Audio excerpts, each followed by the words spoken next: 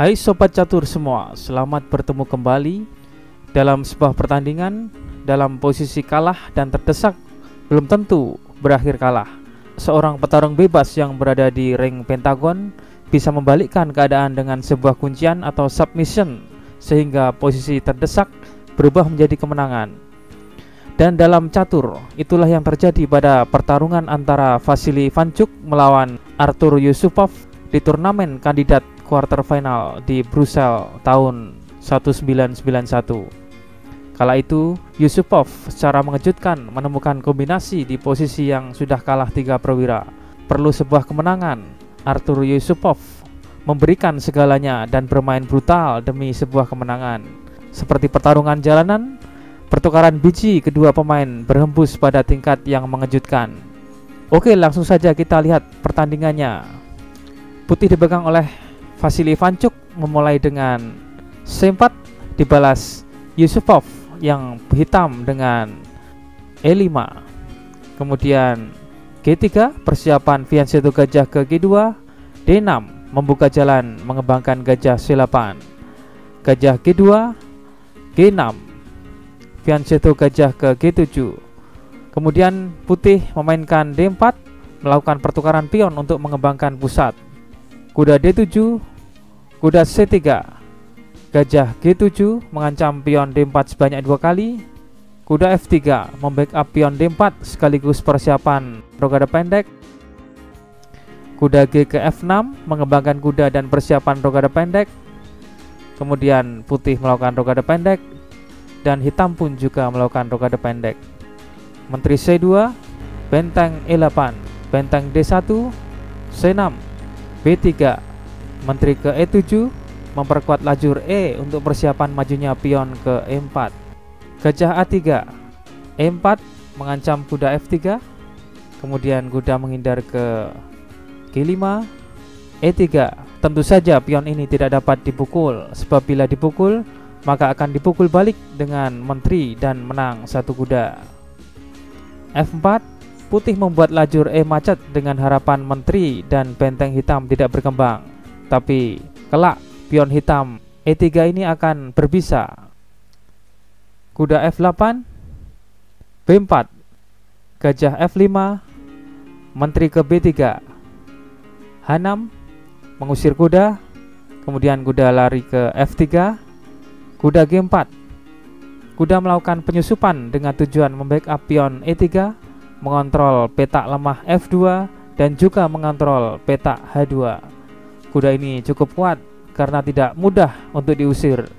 Apabila putih mencoba mengusir dengan H3, maka kuda akan ke F2 mengancam benteng sekaligus pion H3.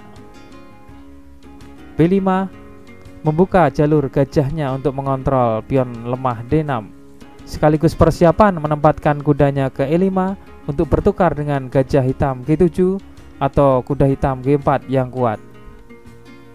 G5, B kali C6, B kali C6, kuda ke E5, G kali F4.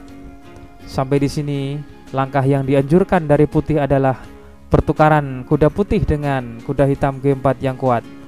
Tapi ternyata putih lebih tergiur pion gratis dengan kuda kali C6.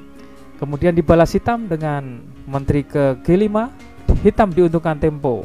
Selain menghindari ancaman kuda, menteri ini juga bersiap ke H5 dan mengancam pion H2.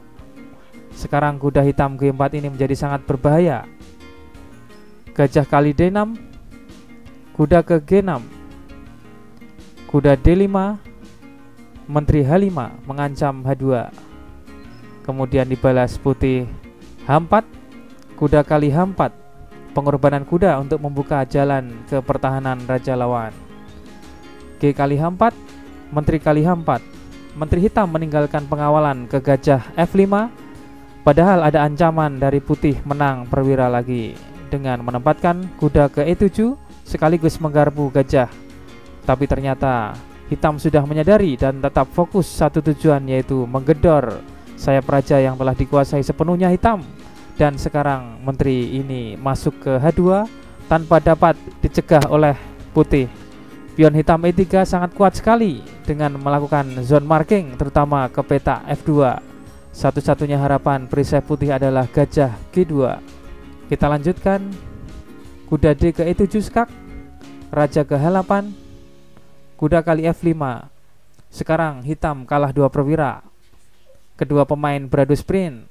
Siapa yang paling cepat untuk dapat melumpuhkan raja lawan? Hitam memainkan menteri ke H2 skak.